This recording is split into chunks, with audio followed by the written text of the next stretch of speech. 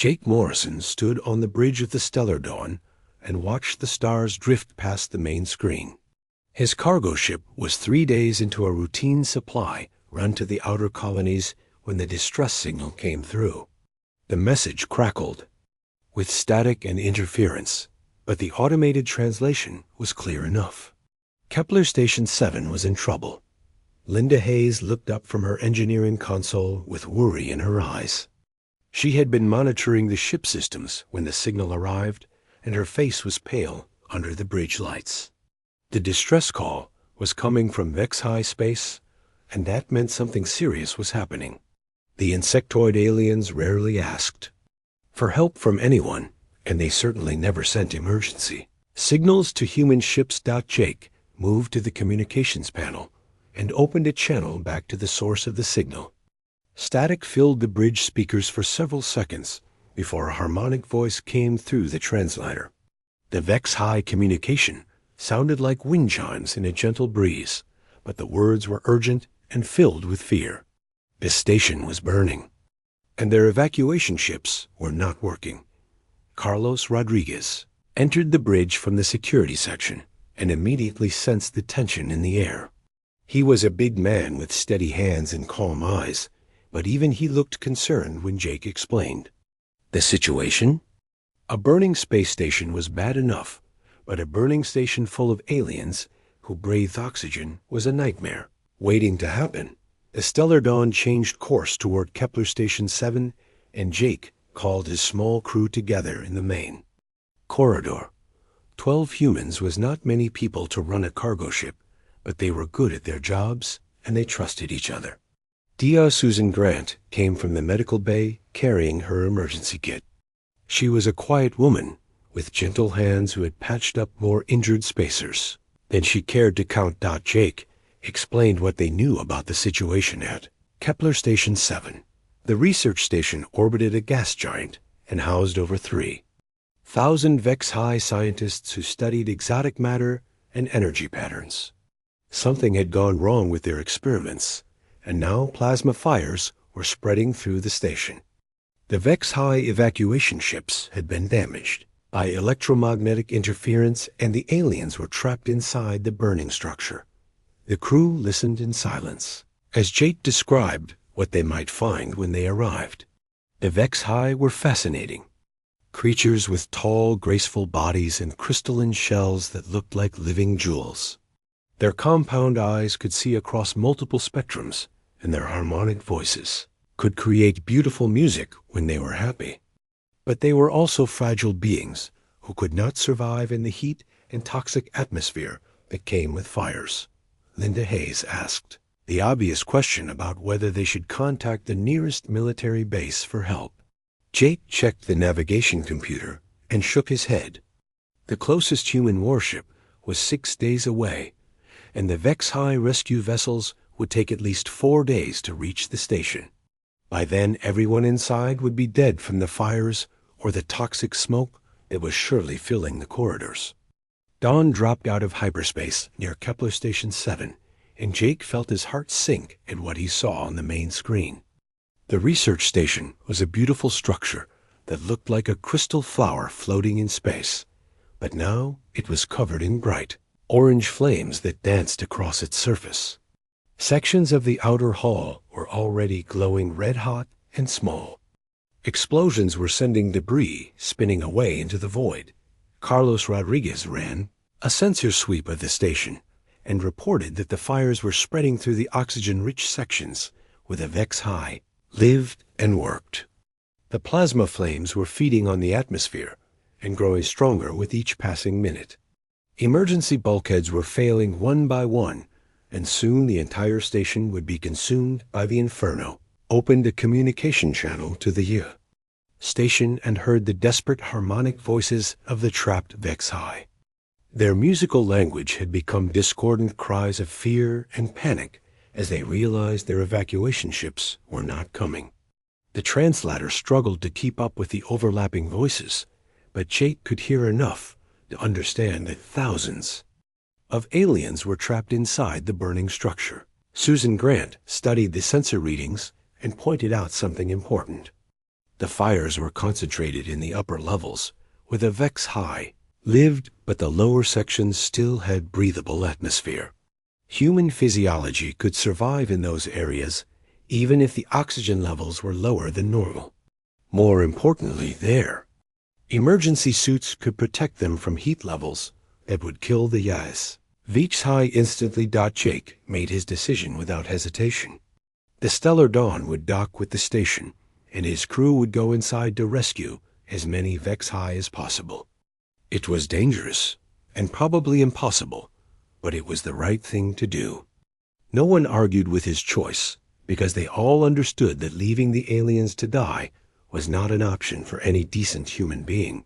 Linda Hayes began preparing the emergency suits, while Carlos Rodriguez checked their cutting tools and rescue equipment. Dr. Susan Grant set up the medical bay to receive injured aliens and researched what she could find about Vex High physiology in the ship database. The information was limited, but she learned that their crystalline shells were strong, but brittle, and their wing membranes were extremely delicate. The Stellar Dawn maneuvered carefully toward the burning station, and Jake felt sweat running down his back as he watched the flames grow larger on the main screen. Sections of the station were already collapsing, and the structure was groaning under the stress of the heat and explosions. They had very little time before the entire facility would be destroyed. Jake suited up with his crew and checked their communication systems one final time. Each person carried emergency oxygen and heat protection, but they all knew the equipment had limits. The temperatures inside the station would test their gear to the breaking point and beyond. They might not all make it back to the ship, but they had to try to save the trapped aliens. The docking clamps engaged with a metallic clang that echoed through the ship, and Jake led his crew toward the airlock that connected to Kepler Station 7. Through the porthole, he could see smoke and flickering orange light from the fires that were consuming the beautiful research facility. Somewhere inside that inferno were 3,000 terrified aliens who needed help, and 12 humans, or all that stood between them and certain death. The airlock opened with a hiss, and Jake Morrison stepped into hell. The corridor beyond was filled with thick black smoke that made his eyes water even through his helmet visor. Emergency lighting flickered red and orange along the walls, and the temperature readings on his suit climbed steadily as they moved deeper into Kepler Station 7. Jake divided his crew into 3 teams. Before they went any further, he would take Linda Hayes and 2 others toward the research laboratories where most of the Vex High worked during their day cycle. Carlos Rodriguez would lead a team to the living quarters where families with young ones might be trapped. Dr. Susan Grant would stay near the docking port with the remaining crew members to set up a medical station for the rescued aliens. The station corridors were a maze of twisted metal and floating debris. The artificial gravity generators were failing in. Sections and chunks of ceiling material drifted through the air like deadly snowflakes. Jake had to duck under a piece of broken support beam that spun slowly past his head, while sparks showered down from damaged electrical systems above.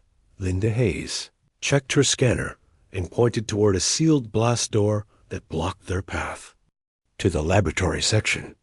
The metal was glowing cherry red from the heat on the other side, and her equipment showed temperatures that would kill any living thing in seconds. They needed to find another route, or the Vex High in that area would die before anyone could reach them.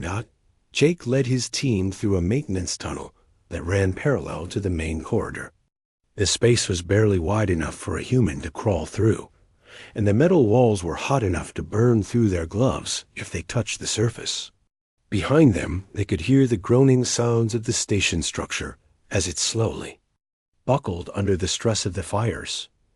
They emerged from the tunnel into a section where the lights were still working, but the air was thick with acrid smoke.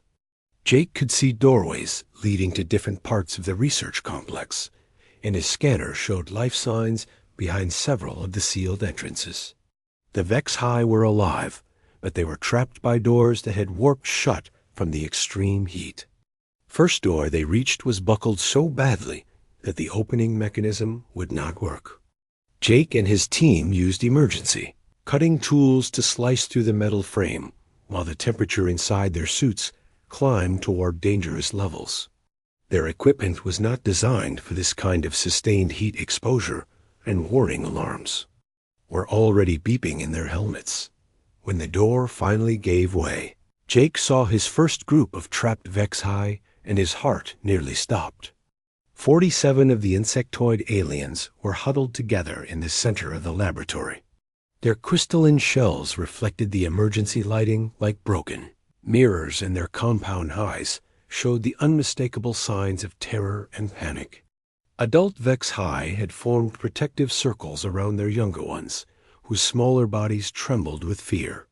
Jake had never heard Vex-Hi make sounds like the ones coming from this group.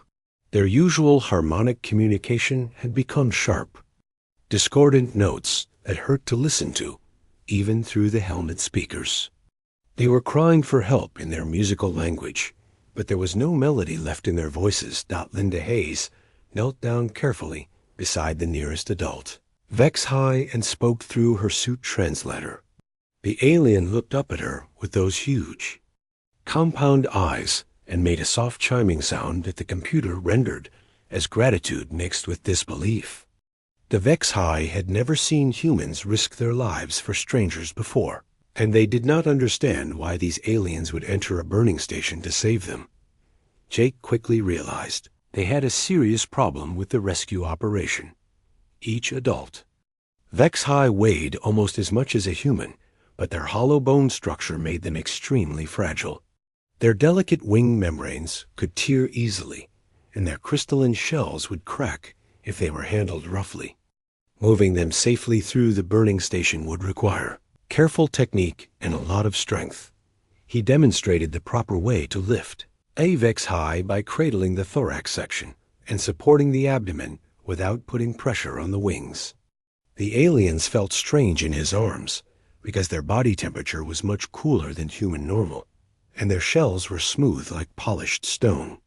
They were beautiful creatures, even in their fear, and Jake felt a deep anger at whatever had caused this disaster. One by one, they carried the Vex-Hi through the corridors toward the docking port, where Dr. Susan Grant was waiting. The journey back was harder than the trip in, because now they were burdened with fragile passengers, and the fires had spread to new sections of the station. Debris fell around them constantly, and twice they had to take shelter in side passages, while burning wreckage crashed down where they had been walking. The young Vex-Hi were the hardest to carry because they would not stop making their high-pitched distress calls. The sound was like crystal bells being struck by hammers, and it echoed through the corridors in a way that made Jake feel sick to his stomach.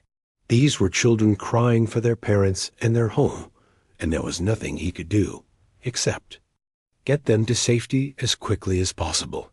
Meanwhile, Carlos Rodriguez and his team were having their own struggles in the residential section of the station.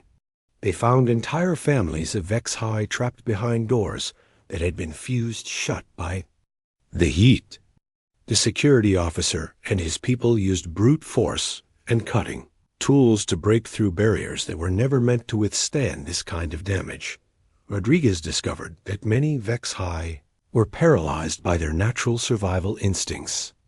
When threatened, their species would cluster together in tight groups, but this behavior was now working against them.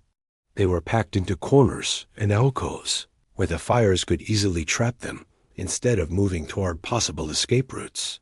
His team had to physically pull some of the aliens away from their clustering behavior and guide them toward safety.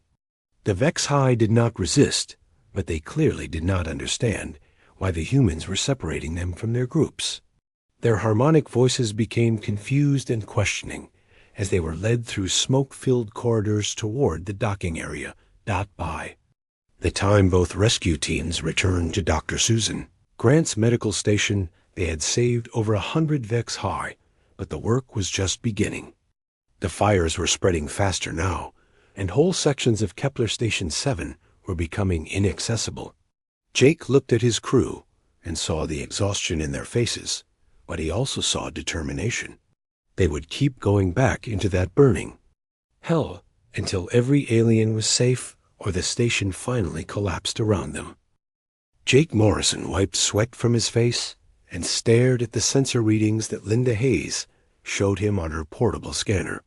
The numbers were not good, and they were getting worse by the minute. The main power core of Kepler Station 7 was becoming unstable, and the containment fields that held the exotic matter experiments were beginning to fail. Linda pointed to the energy readings and shook her head with worry. They had maybe 20 minutes before the power core would reach critical levels and explode.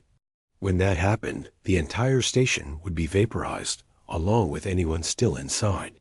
The blast would be so powerful that even the stellar dawn would need to retreat to a safe distance to avoid being destroyed. Jake looked around the medical station where Dr. Susan Grant was treating injured Vex High with supplies from her emergency kit.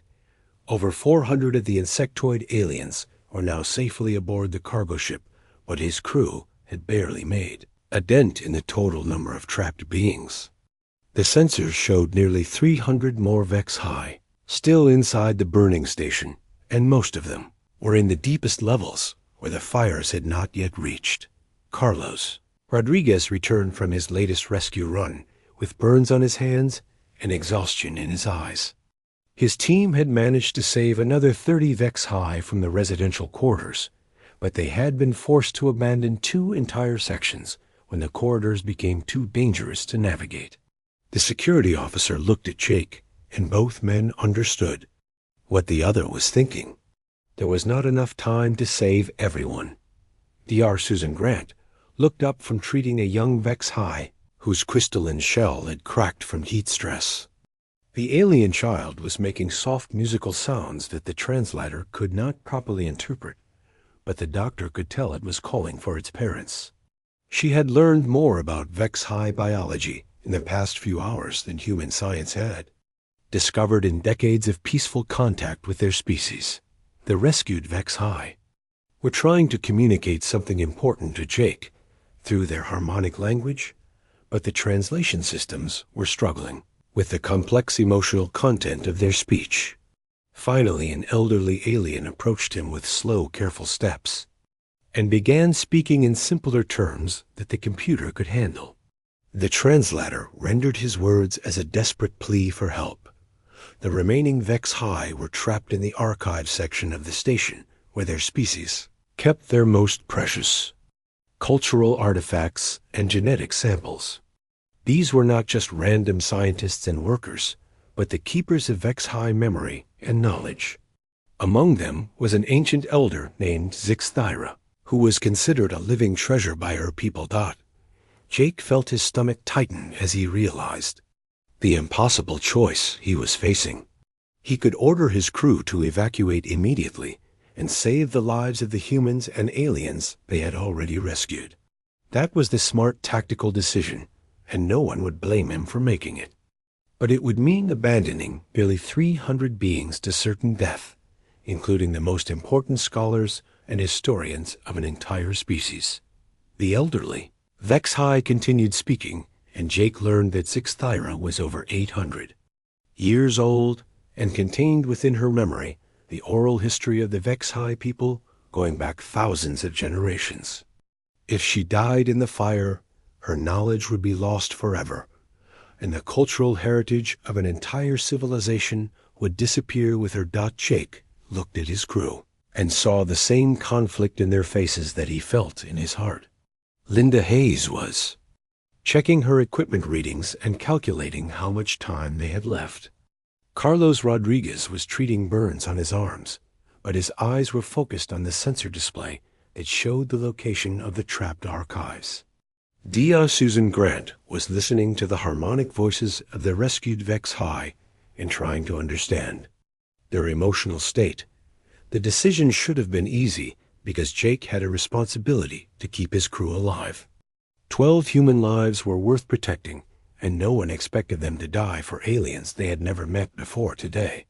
But as he looked at the compound eyes of the Vex High around him, Jake saw something that made his choice for him. These beings had never experienced individual heroism before, and they were trying to understand why humans would risk everything for strangers. Jake made his choice and called Linda Hayes to his side. They would go deeper into the station to reach the archives, while the rest of the crew prepared the Stellar Dawn for immediate departure. It was probably a suicide mission, but he could not live with himself if he abandoned those final 300 aliens without even trying to save them. Linda Hayes started to argue that the plan was too dangerous, but Jake cut her off with a look. She had been his engineer for 3 years, and she knew that expression on his face.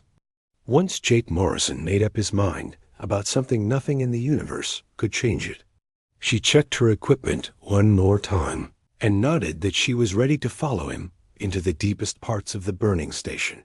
Carlos Rodriguez wanted to come with them, but Jake ordered him to stay with Dr. Susan Grant and prepare for emergency departure. If the power core exploded while Jake and Linda were still inside the archives, then the security officer would need to get the ship and the rescued aliens to safety. It was a job that required someone with steady nerves and good judgment. Journey to the archives took them through sections of the station that were worse than anything they had seen before. The heat was so intense that their suit cooling systems were running at maximum power and still barely keeping them alive. Walls glowed red hot, and the air itself seemed to burn as they breathed it through their filters. They found the entrance to the archive section sealed behind a glass door that was designed to protect the cultural treasures inside from any kind of disaster. Unfortunately, the same barriers that kept the fires out were also keeping the rescue team from reaching the trapped Vex High. Jake and Linda used their cutting tools to slice through the thick metal, but it was slow work, and they could hear the power core alarms getting more urgent with each passing minute. When the door finally opened, Jake saw the most heartbreaking sight of his life. Nearly 300 Vex High were huddled together in the vast archive chamber, surrounded by the crystalline storage containers that held their species' most precious memories.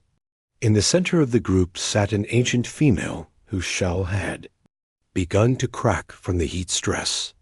Her compound eyes were dim with age, but they still held the wisdom of centuries, and Jake knew he was looking at Zix Thera herself.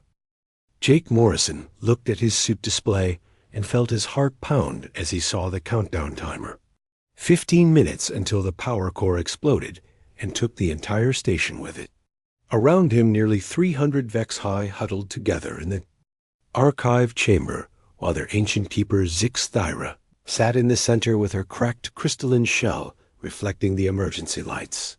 Linda Hayes was already calculating the impossible mathematics of their situation. Even if they could carry 2 Vex High at once, it would take dozens of trips to get everyone to safety.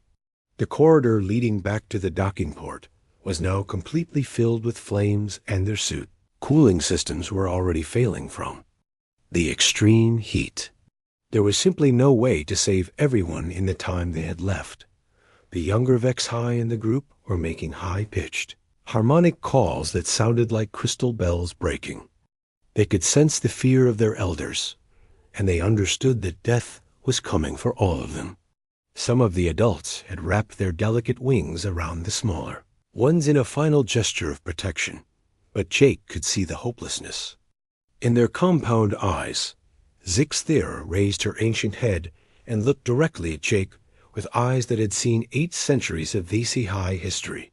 She spoke in her harmonic language, and the translator struggled to render her words into human speech.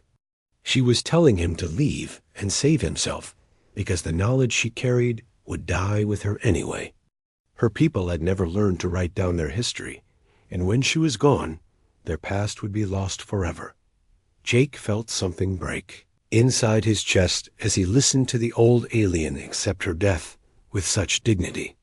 This being had lived for 800 years and contained the memories of an entire civilization, but she was ready to die so that he might live. The idea made him angry in a way that surprised him with its intensity. No one should have to die alone and forgotten in a burning station. Linda Hayes grabbed his arm and pointed toward the corridor where the flames were growing brighter by the minute. She was trying to tell him that they needed to leave now if they wanted any chance of survival. The heat was so intense that their helmets were fogging up and their suit seals were beginning to fail. In another few minutes, the temperature would rise beyond what human technology could protect. Against Jake looked at the Vex-Hi around him and made a decision that would echo through galactic history.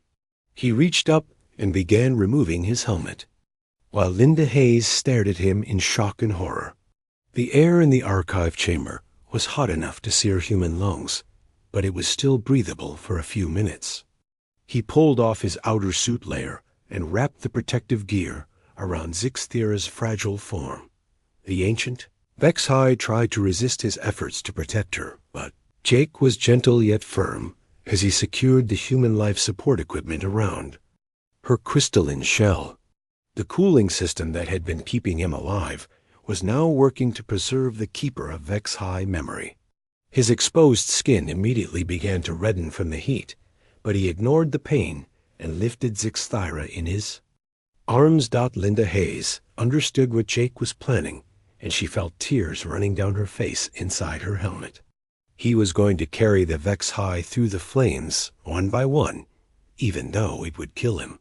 No human could survive multiple trips through corridors that were now filled with superheated plasma, but Jake was going to try anyway, because it was the right thing to do. Jake carried Zixthira toward the burning corridor and felt his exposed skin begin to blister as he approached the wall of fire. The heat was like stepping into the mouth of a furnace, and his hair immediately began to singe away. Behind him, he could hear Linda Hayes calling his name, but he did not stop or look back as he walked into the inferno. The journey through the flames was a nightmare of pain and determination. Jake's uniform caught fire, and his skin burned as he carried the ancient alien through corridors that had become tunnels of pure heat. He could not see through the smoke and fire, but he followed, his memory of the route, while his body screamed in agony. Zixthira made soft harmonic sounds of distress as she realized what he was sacrificing for her life. When Jake finally reached the docking area, Dr. Susan Grant rushed forward to take Zixthira from his arms. The doctor took one look at his burned and blackened face and immediately began treating his injuries, while Carlos Rodriguez prepared to stop him from going back into the station. But Jake pushed past both of them and stumbled back toward the archives before anyone could prevent him. Linda Hayes met him halfway through the burning corridor, carrying another Vex-Hi in her arms. She had removed her own outer suit protection to help with the rescue, even though Jake had ordered her to stay safe. Together they made trip after trip through the flames as their bodies were slowly destroyed by the heat. Their skin blistered and peeled away, but they kept walking through fire to carry aliens who should have been too heavy for humans to lift. Crew of the Stellar Dawn watched in horror and amazement as their captain and engineer emerged from the flames again and again. Jake's hair was completely burned away, and his uniform hung in charred strips from his body.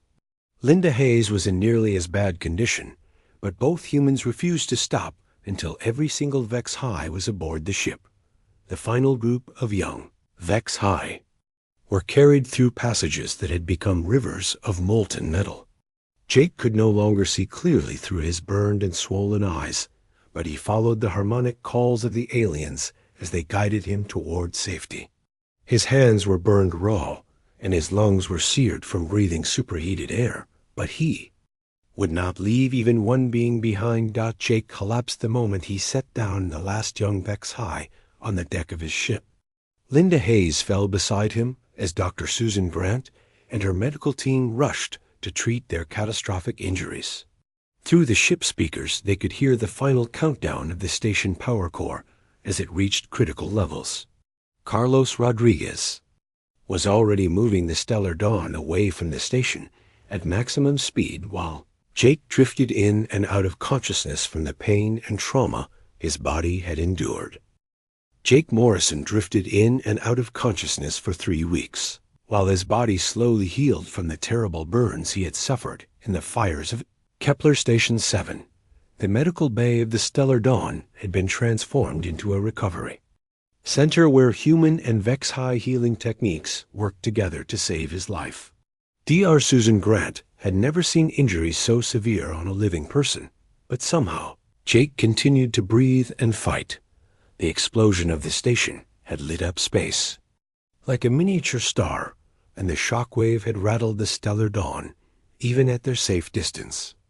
Carlos Rodriguez had watched through the main screen as the beautiful research facility disappeared in a ball of white-hot plasma that left nothing behind except scattered debris and radiation. Every single being who had been aboard that station was now safe on the cargo ship because one human had refused to leave anyone behind. During his recovery, Jake heard the soft harmonic voices of the Vex-High as they moved through the corridors of his ship. Their musical language had changed since the rescue, and even through his pain-filled dreams, he could tell that they were speaking about him in ways their translators could not properly convert into human words. The sounds were different from anything he had heard before from their species. Dr. Susan Grant explained to Jake during his lucid moments that the Vex-High had no concept in their harmonic language for what he had done. Their species had evolved as a collective where individual sacrifice for strangers was literally impossible to understand. They had been forced to create entirely new sound frequencies just to discuss his actions because their existing vocabulary could not describe such behavior. The ancient keeper, Zixthyra, spent hours beside Jake's bed during his recovery. Her crystalline shell had been repaired with human medical techniques, and she moved with careful dignity as she tended to the being who had saved her life. Through the translator, she told him stories of Vex-High history while he lay unconscious, and her harmonic voice seemed to help his healing process in ways that human medicine could not explain. Linda Hayes recovered more quickly than Jake because she had kept some of her protective gear during the rescue mission. She visited him every day and told him about the changes happening among the Vex-High passengers.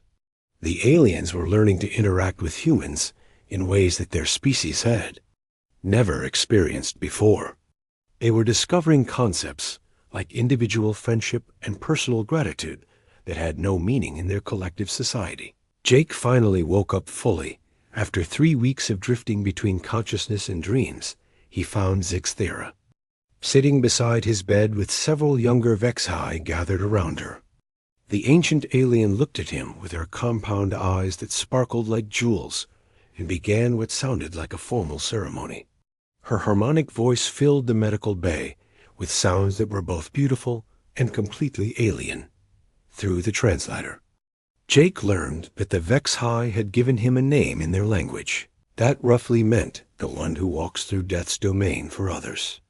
The harmonic phrase was long and complex with overtones that human ears could barely detect, but it carried meanings of respect and wonder that had never been applied to an individual before in Vex-High culture. But the younger Vex-High who Jake had carried to safety had created their own shortened version of his name. When they saw him, their harmonic voices would make sounds that resembled laughter mixed with music.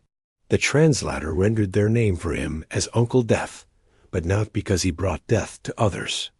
They called him that because he walked casually through death's realm as if visiting a familiar relative, and he always returned with those who had been lost.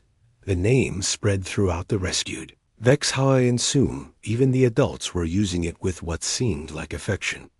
Jake became Uncle Death to an entire group of aliens who had never used individual names for anyone before.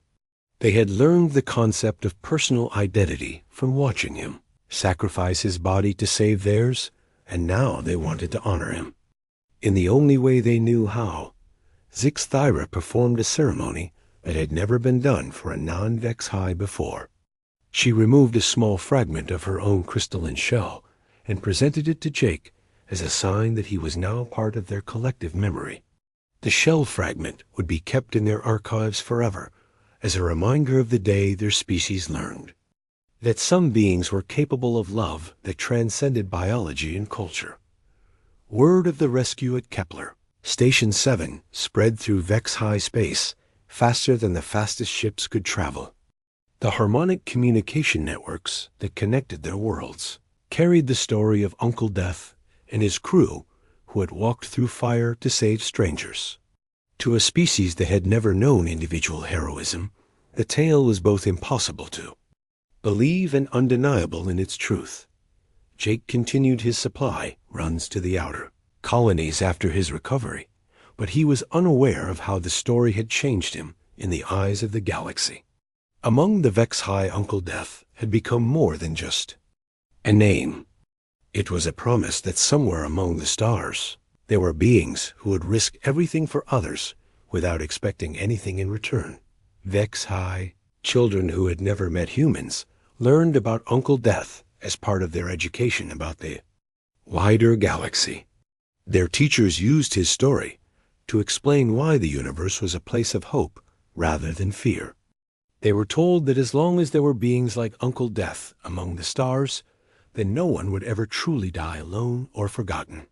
The rescue at Kepler, Station 7, became the foundation of the human Vex High alliance that would reshape interstellar politics for generations to come.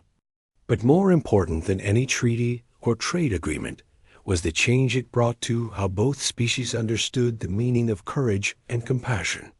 Jake Morrison had shown that heroism was not about being fearless, but about doing what was right, even when you were terrified. Years later, when diplomatic missions traveled between human and Vex High worlds, they would hear the harmonic songs that told the story of Uncle Death. The music was beautiful and strange to human ears, but the message was universal. Some acts of kindness echo across time and space and become the foundation stones upon which entire civilizations build their hopes for a better future. Jake never considered himself a hero, and he would have been embarrassed to learn how his story had spread through alien space. To him, the rescue had been simple mathematics of right and wrong, with no possibility of making any other choice. But to 3,000 Vex High and their children and their children's children, he would always be Uncle Death who walked through fire to prove that love was stronger than fear.